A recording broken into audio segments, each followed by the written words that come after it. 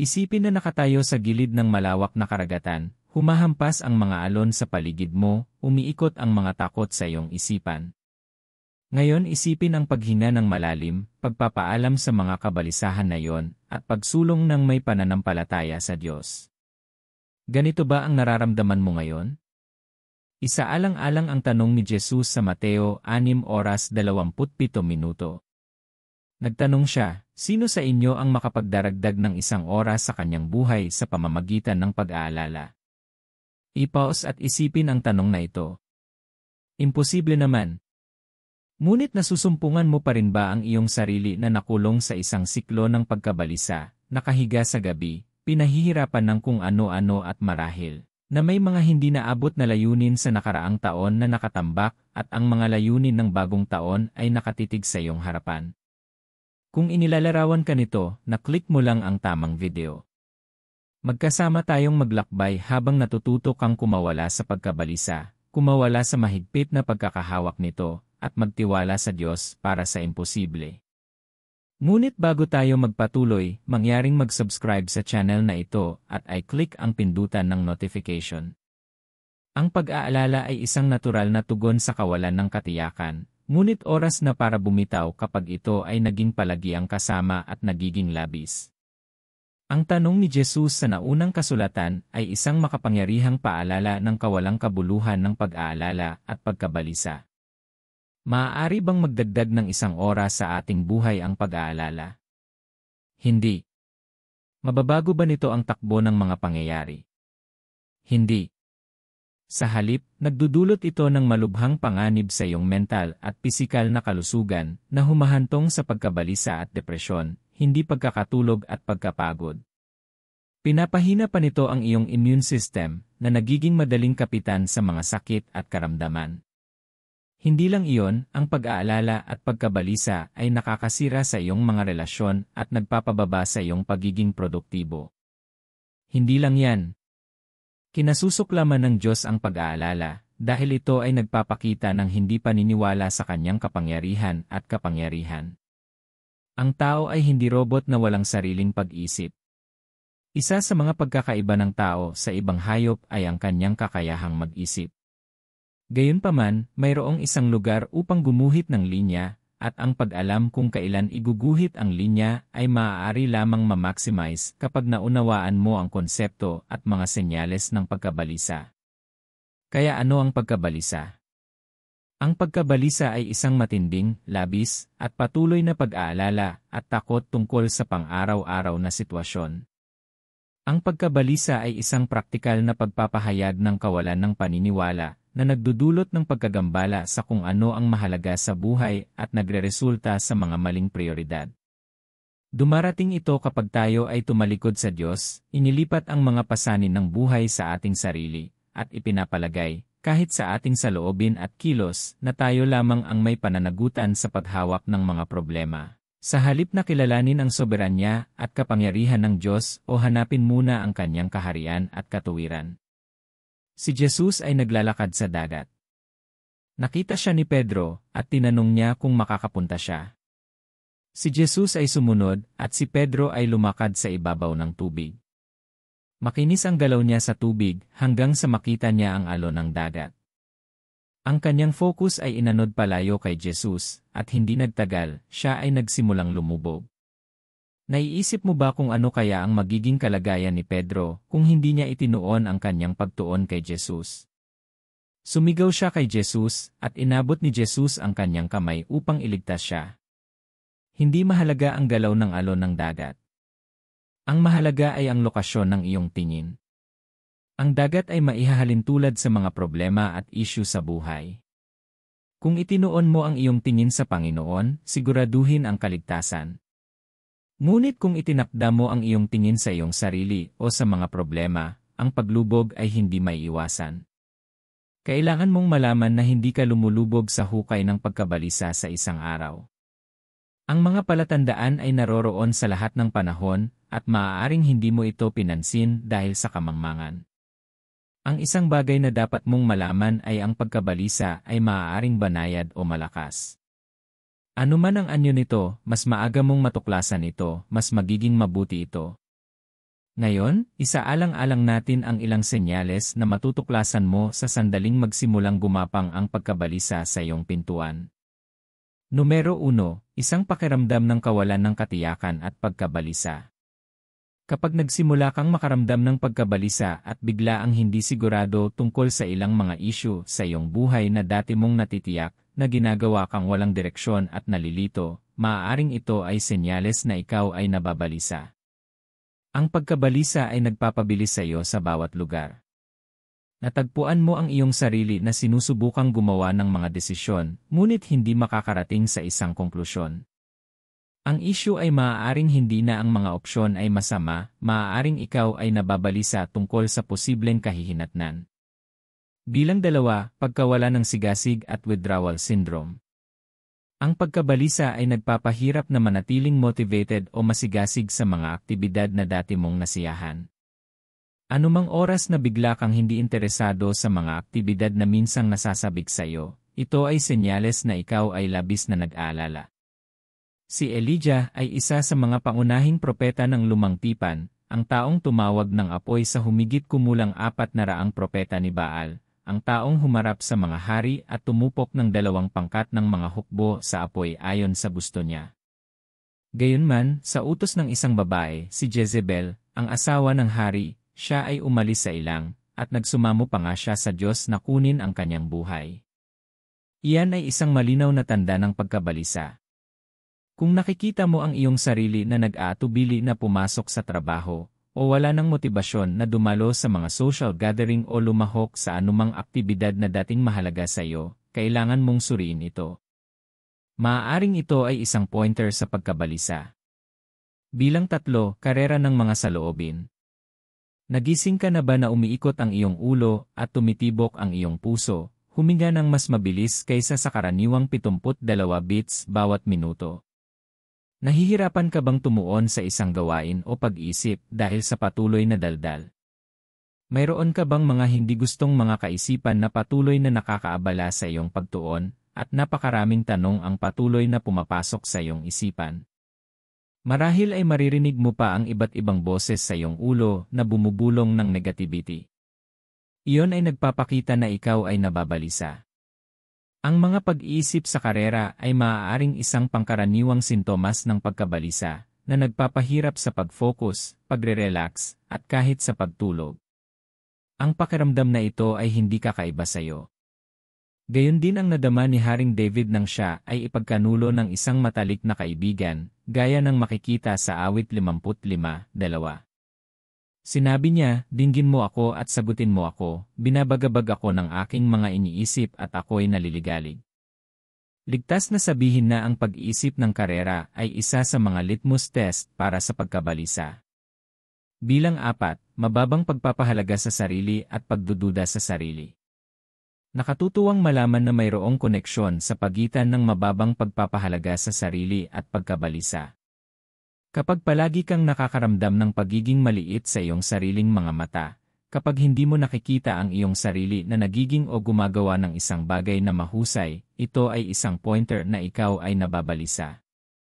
At ito ay magsisimula sa iyong pag-iwas sa paggalugad ng mga bagong pakikipagsapalaran. Magsisimula kang ihambing ang iyong sarili sa iba, at makikita mo ang iyong sarili sa lens ng iyong kasalukuyang problema. Tiningnan ng anghel si Gideon at tinawag siyang isang makapangyarihang tao na may tapang, sinabi sa kanya na kasama niya ang Panginoon.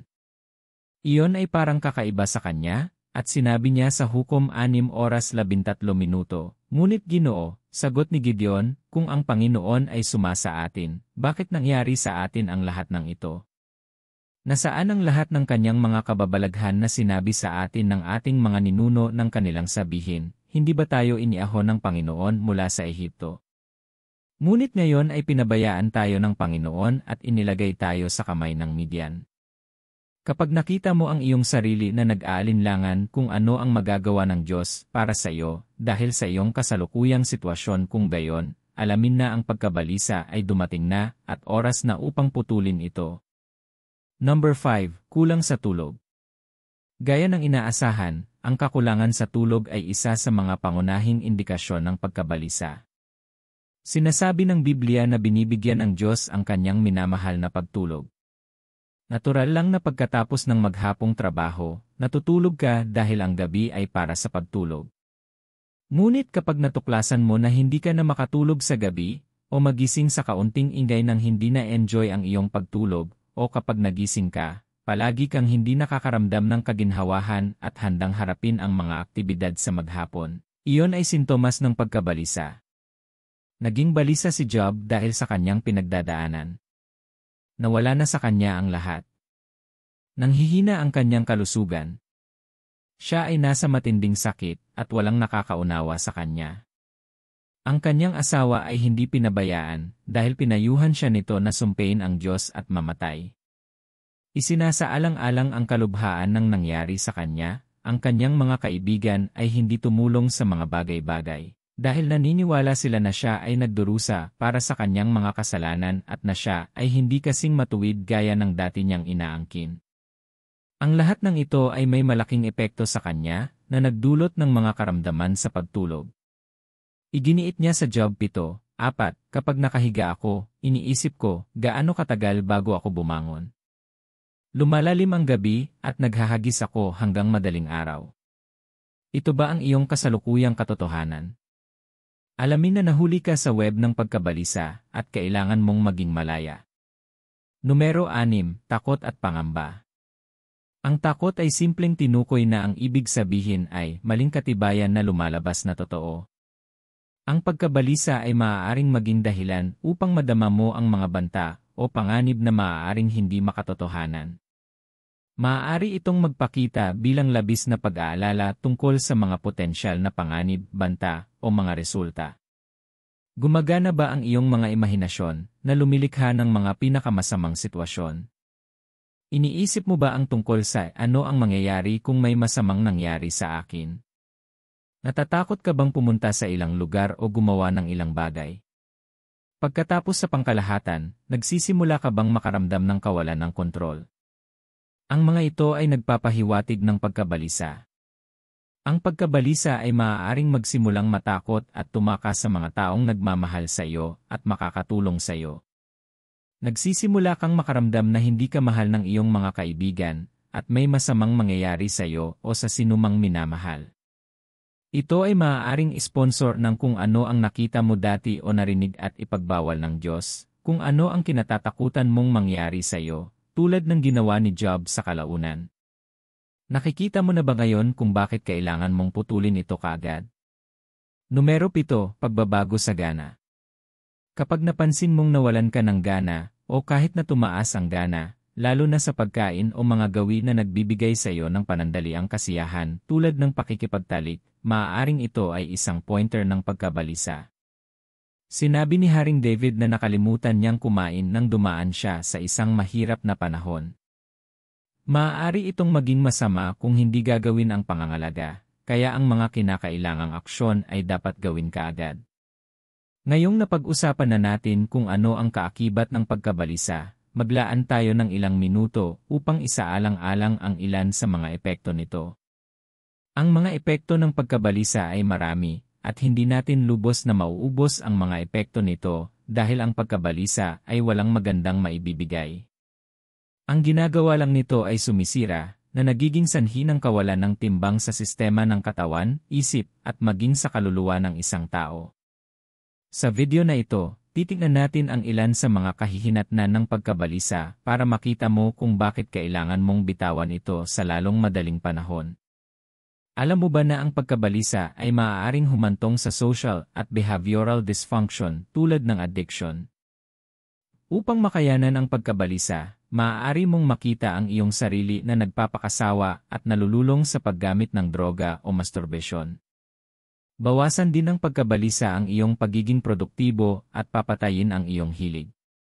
Kung palagi kang walang motibasyon na makisali sa iyong mga nakagawiang aktibidad, sa lalong madaling panahon, magsisimula kang makaranas ng pagbaba sa iyong pagiging produktibo na magpapawala sa iyong halaga at kaugnayan. Sa kalusugan, ang pagkabalisa ay natuklasan na ang pinagbabatayan ng napakaraming hamon sa kalusugan.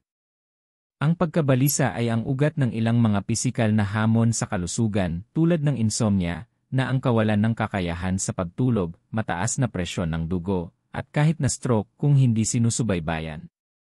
Maaari rin itong humantong sa ilang mga hamon sa pag-iisip tulad ng depression, post-traumatic stress disorder, at B.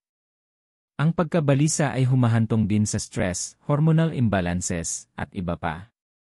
Higit pa rito, ang pagkabalisa ay magrereklamo at magbulong-bulungan. Ang pagkabalisa ay gagawing wala kang makitang mabuti tungkol sa iyong sarili at sa buhay sa pangkalahatan. Magsisimula kang magreklamo at magtapat ng mga negatibong salita. Sa mga panahong walang bilang, pinukaw ng mga Israelita ang Diyos sa galit dahil palagi silang nagrereklamo at bumubulong-bulungan laban sa Diyos dahil sa pagkabalisa. Ang ilang mga halimbawa ay: nang sila ay nakulong sa dagat na pula, kasama si Faraon at ang kanyang mga nakasakay sa kabayo sa likuran nila na hinahabol sila at ang dagat na pula ay nakatayo sa harap nila, sila ay nagbulong-bulungan laban kay Moises at sa Diyos. Sa Marah, nagbulong-bulungan din sila laban sa Diyos dahil mapait ang tubig. Hindi lamang iyon, nang marinig nila ang mga ulat ng 10 espiya, ang pagkabalisa ay bumagsak sa kanila na nag-alinlangan sa Diyos at maging sa kanilang sarili. Gayunpaman, ang kanilang mga aksyon ay maaaring makatwiran sa harap ng mga tao, hindi sila pinarusahan, kung isa sa alang-alang kung paano kinasusuklaman ng Diyos ang mga reklamo at pag-ungol. Ang pagkabalisa ay magdudulot sa iyo na mawala ang iyong kagalakan at kapayapaan, na gagawin kang hindi mapakali, mabigla, at mawalan ng pag-asa. Nang marinig ni Nehemias ang balita ng kasalukuyang kalagayan ng Jerusalem, nawala ang kagalakan ng masayang Nehemias. Siya ay labis na nalungkot at nagluksa ng ilang araw. Napakasama nito na napansin ng hari dahil bumagsak ang kanyang mukha. Salamat sa Diyos na hindi siya nanatili roon, idinaan niya ang kanyang mga hinaing sa pag-aayuno at panalangin. Gayon din, nang si David at ang kanyang mga tauhan ay bumalik sa Ziklag at napag-alaman na ang kanilang mga bahay ay nasunog, kasama ang kanilang mga asawa at mga anak na nawala at ang kanilang mga ari-arian ay ninakaw. Sinabi ng Biblia na si David ay umiyak hanggang sa wala ng lakas sa kanya. Sa pagkakataong iyon, na-overwhelm siya. Ngunit pagpalain ang Diyos na nagawa niyang palakasin ang loob ng kanyang sarili sa Panginoon niyang Diyos at humingi ng patnubay. Ang pangkalahatang epekto ng pagkabalisa ay kamatayan. Ang pagkabalisa ay maaaring magmungkahi ng pagpapakamatay sa isang tao, na ginagawang walang pag-asa ang tao at nabubulag ang mga mata ng gayong tao upang hindi makita ang mas malaking larawan. Nabalisa si Elias dahil sa utos ni Reyna Jezebel, at nanalangin siya para sa kamatayan. Si Judas Iscariote ay napuno ng pagkabalisa dahil sa pagkakasala at siya ay nagpakamatay. Ang pagkabalisa at takot ng mga Israelita ay humantong sa kanilang paghihimagsik laban sa Diyos na nagresulta sa maraming pagkamatay. Ilan lamang ito sa mga masamang epekto ng pagkabalisa kung hindi masusugpo. Minsan, hindi ang bigat ng sitwasyon kundi ang tugon ng isang tao. Sasang-ayon ka na maaaring harapin ng dalawang tao ang parehong hamon, ngunit magkaiba ang kanilang mga tugon. Halimbawa, ang mga Ehipsyo ay naging tinik sa laman ng mga anak ni Israel mula nang lumitaw ang isang bagong hari na hindi nakakilala kay Jose. Ang dating pinalaya ng mga Israelita na binigyan ng piniling lupain ng Gosen upang paglaanan ng kanilang mga alagang hayop ay napasailalim na ngayon sa mga kamay ng mga tagapagpagawa. Ang kanilang mga anak na lalaki ay pinatay mula sa pagsilang bilang pagsunod sa utos ni Paraon, ang hari ng Ehipto. Kinailangan ng Divine Providence at ang kanyang ina ay gumawa ng karagdagang milya upang iligtas si Moises.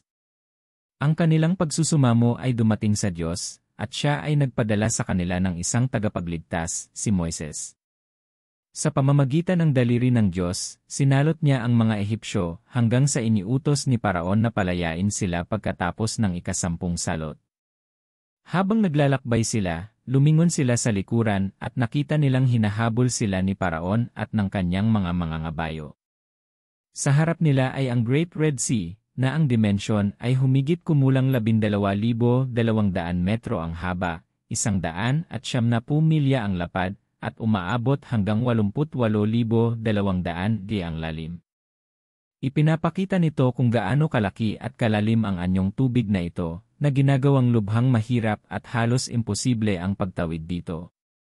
Tulad ng sinuman, ang mga Israelita ay puno ng pag-aalala. Ang sabihing natatakot sila ay isang maliit na pahayag. Sinong hindi?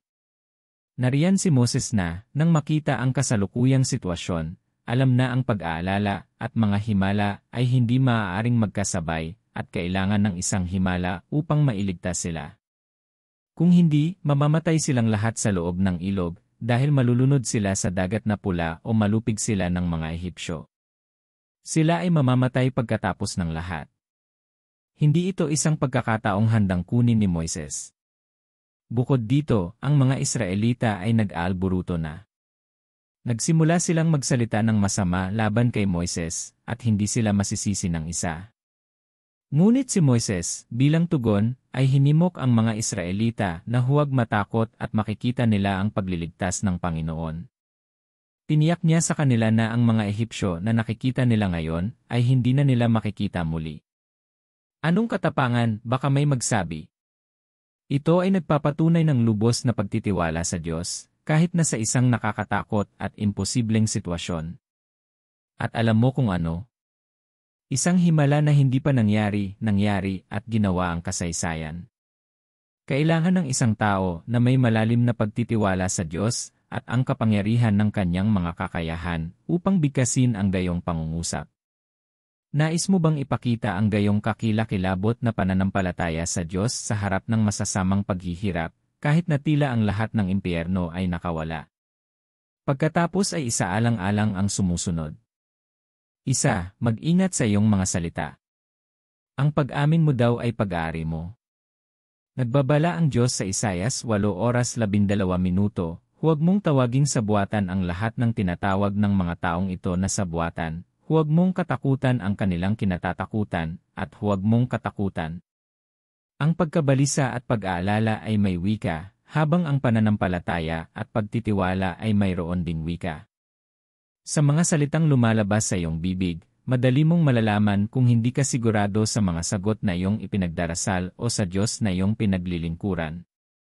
Ang mga Israelita at si Moises ay nahaharap sa parehong sitwasyon. Ang tanging masasabi ng mga Israelita ay mas gugustuhin nila ang isang mas magandang libingan dahil nakita na nila ang kanilang sarili na patay na. Sa kabilang banda, nakita ni Moises ang pagliligtas. Nakikita niya ang kaligtasan. Kaya, ano ang nakikita mo kapag nahaharap ka sa mahihirap na sitwasyon? Ano man ang sitwasyon, ang iyong tugon ay dapat na positibo. Kahit na ang Biblia ay nagpapayo sa mahihina na sabihin, ako ay malakas.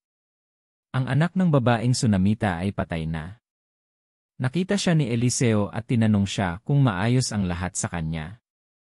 Sumagot siya at sinabing, magaling ang lahat. Maging intensyonal tungkol sa iyong mga tugon.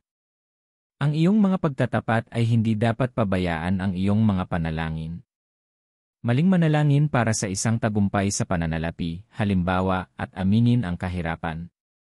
Kahit na ang lahat ng tao sa paligid mo ay nagrereklamo ng masakit tungkol sa pagkasira ng ekonomiya, ang iyong mga pag-amin ay dapat na nakaugat sa salita ng Diyos, na kumukuha ng paninindigan mula sa salita, na nagsasabing, ang aking Diyos ay magbibigay ng lahat ng aking mga pangangailangan ayon sa kanyang kayamanan at kaluwalhatian kay Kristo Jesus.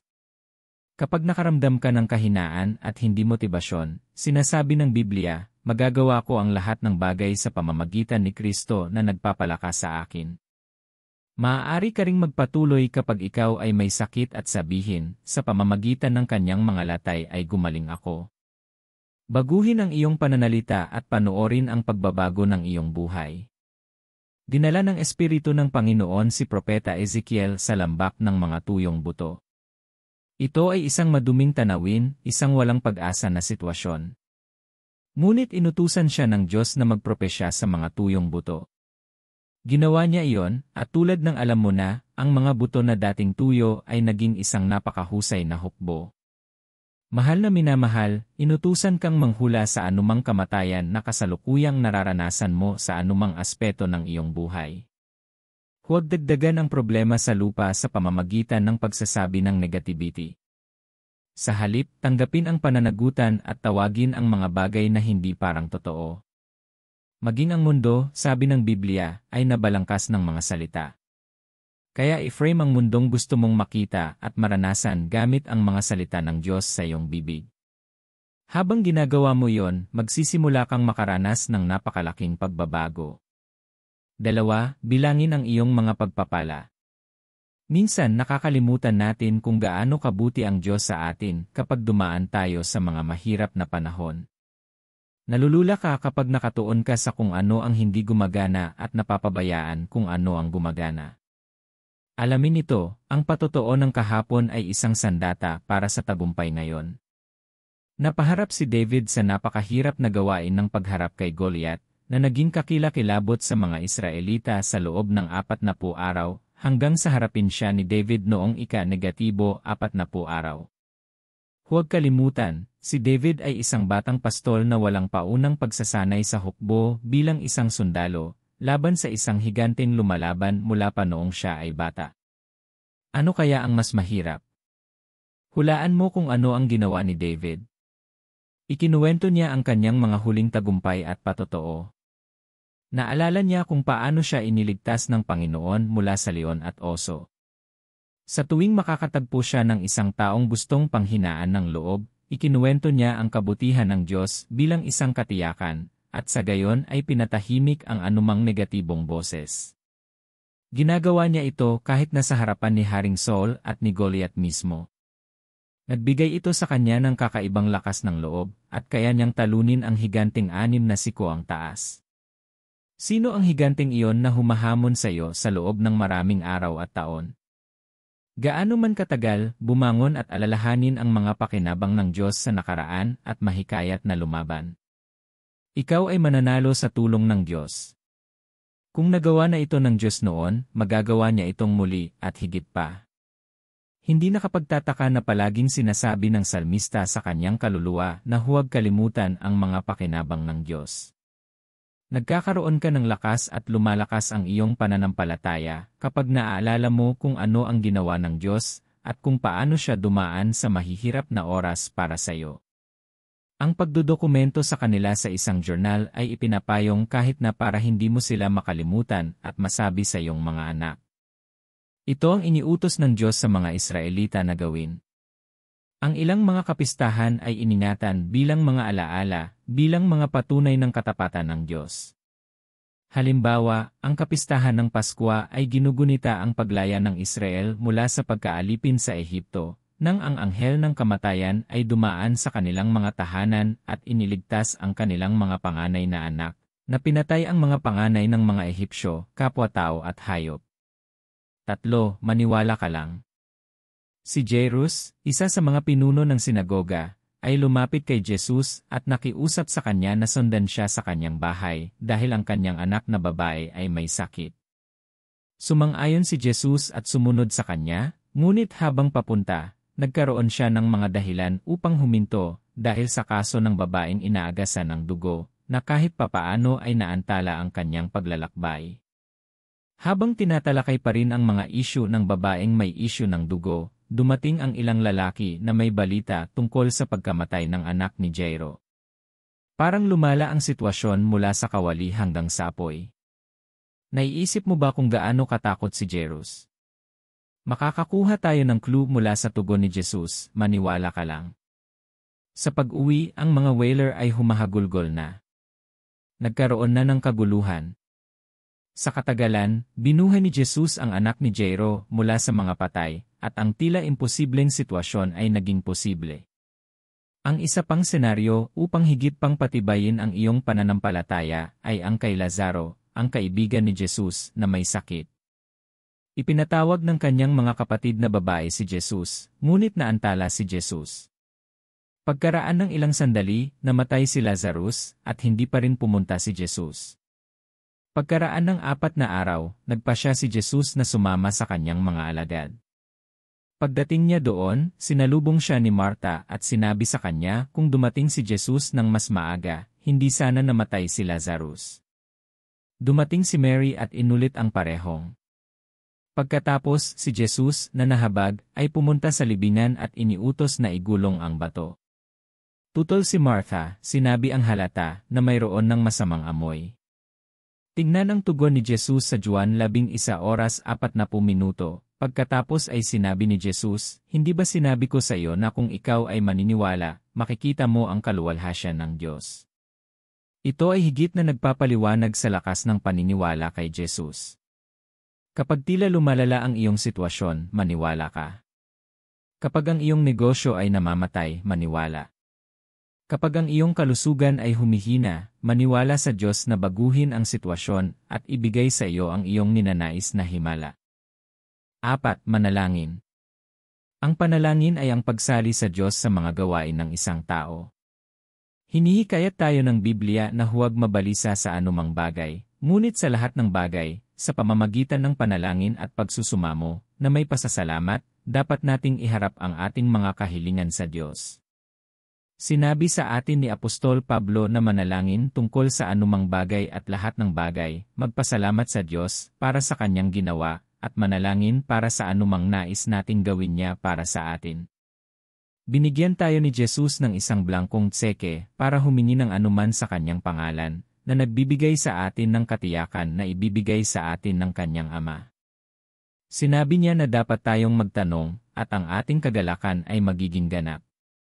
Kaya, hanggang sa mapuno ang iyong kagalakan, huwag tumigil sa pagtatanong. Ang isa pang bagay na nangyayari kapag nagpapatuloy ka sa mga panalangin, gaya ng itinampok ni Apostol Pablo, ay ang kapayapaan ng Diyos na higit sa pangunawa ay magbabantay sa iyong puso. Nangangahulugan ito na kapag nananalangin ka, pinapasan niya ang iyong pamatok para sa iyo. Ipinagpalit niya ang iyong kalungkutan at binibigyan ka ng saya. Titigil sa pagtakbo ang iyong puso. Makakatulog ka at masisiyahan ka sa kapayapaan. 5. Magtiwala sa Diyos. Maraming mananampalataya ang nananalangin, ngunit wala silang lubos na pagtitiwala sa Diyos na kanilang pinagdarasal. Ang lubos na pagtitiwala sa soberanya ng Diyos ay nagbibigay sa iyo ng kapahingahan, kahit na sa rumaragasang bagyo. Si Apostol Paul, sa isa sa kanyang mga paglalakbay bilang misyonero, ay nakaranas ng pagkawasak ng barko, ngunit hindi tulad ng ibang mga pasahero, hindi siya nababalisa. Naranasan niya ang kapayapaan dahil alam niya kung sino siya. Kapag nagtitiwala ka sa Diyos, nabubuhay ka sa buong pagsuko, alam na hawak niya ang iyong kinabukasan at nasa kanyang mga kamay ang iyong buhay. Ang pagtitiwala sa Diyos ay nangangailangan ng pagtuon sa katangian ng Diyos.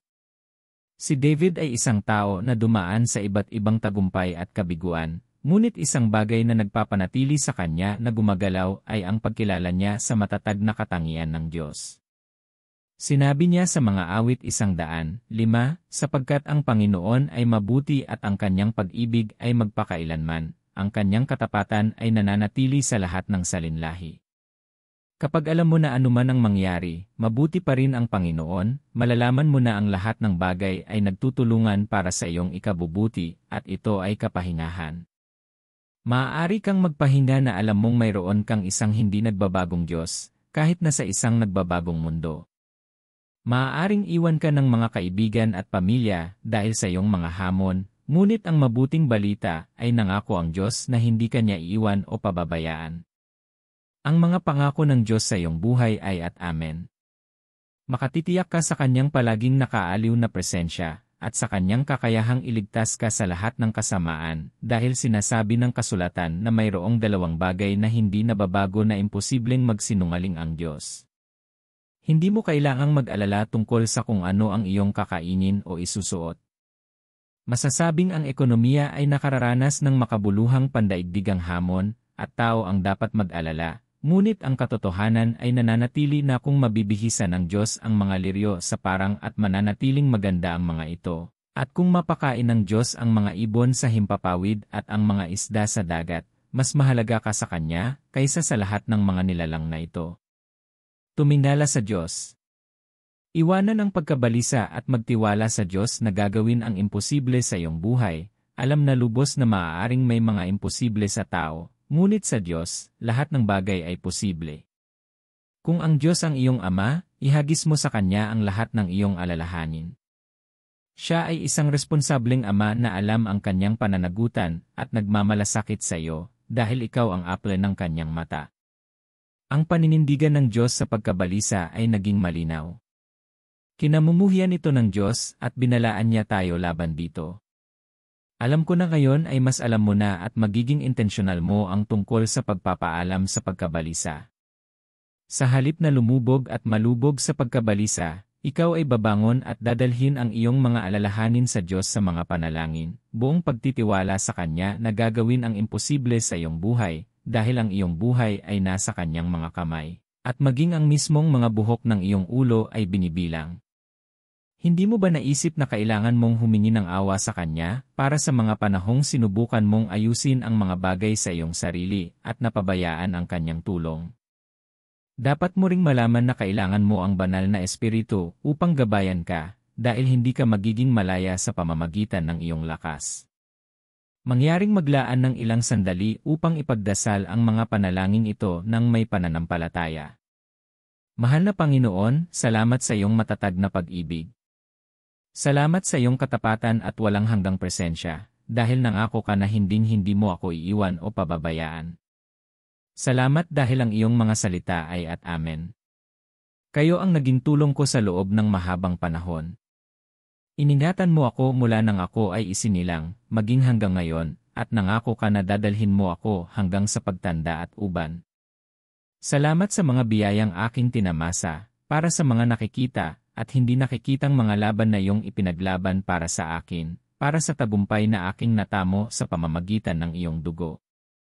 Panginoon, nagsisi ako sa mga panahong nakalimutan ko ang iyong mga pakinabang. Patawarin mo sana ako sa aking pag-ungol at pagreklamo laban sa iyo. Ikinalulungkot ko sa pag-aalinlangan sa iyong presensya, sa pagtutok ko sa aking mga problema sa halip na sa iyo, at sa pagtatapon ng aking pagtitiwala na may malaking kapalit. Ikinalulungkot ko para sa pagtalikod sa puso. Ikinalulungkot ko ang labis na pag-asa sa aking mga kakayahan, at tulad ng mga disipulo, nasayang ko ang aking mga mapagkukunan dahil nabigo akong kilalanin ang iyong presensya sa bangka ng aking buhay. Paumanhin, Panginoon. Patawarin mo ako at maawa ka sa akin. Aking Ama sa langit, simula ngayon, ang driver's seat ng aking buhay ay sa iyo. Dalangin ko na kontrolin mo ang aking buhay. Parin ang aking puso at turuan ang aking puso na magtiwala sa iyo. Nagtitiwala ako na totoo ang mga paghatol mo. Alam kong nasa puso mo ang pinakamabuting interes ko, dahil ang mga iniisip mo sa akin ay mga kaisipan ng kapayapaan at hindi kasamaan, upang bigyan ako ng kinabukasan at pag-asa. Alam kong ang lahat ay nagtutulungan para sa aking ikabubuti dahil mahal kita at tinawag ako upang tuparin ang iyong layunin. Kinikilala ko na ikaw ay makapangyarihan sa lahat at ikaw ay may kapangyarihan. Panginoon, alam kong ikaw ang prinsipe ng kapayapaan. Mangyaring magsalita ng kapayapaan sa bawat bagyo sa aking puso. Ibigay mo ang aking mga pangangailangan, ilayo mo ako sa masama, at ingatan mo ang aking kaluluwa sa kapahamakan. Inilalagay ko ang aking tiwala sa iyo. Huwag akong mapahiya. Nararanasan ko ang kabuuan at perpektong kalusugan. Ine-enjoy ko ang buhay na mayroon ka para sa akin ng lubos, at nasa akin ang lahat ng bagay na may kinalaman sa buhay at kabanalan. Salamat dahil sinagot mo ako. Tinanong ko si Jesus tungkol sa lahat ng ito at higit pa. Salamat sa pagdarasal, at siguraduhing maranasan ang kapayapaan ng Diyos, at sikaping magsanay ng katahimikan at pag-isip. Ang mga bagyo ay maaaring magalit, ngunit ang Diyos ay mas dakila. Kung pinalalakas ng mensaheng ito ang iyong pananampalataya, i-like, i-share, at i-comment ang i-amen para hikayatin ang ibang tao ngayon. Pagpalain ka ng Diyos ng sagana.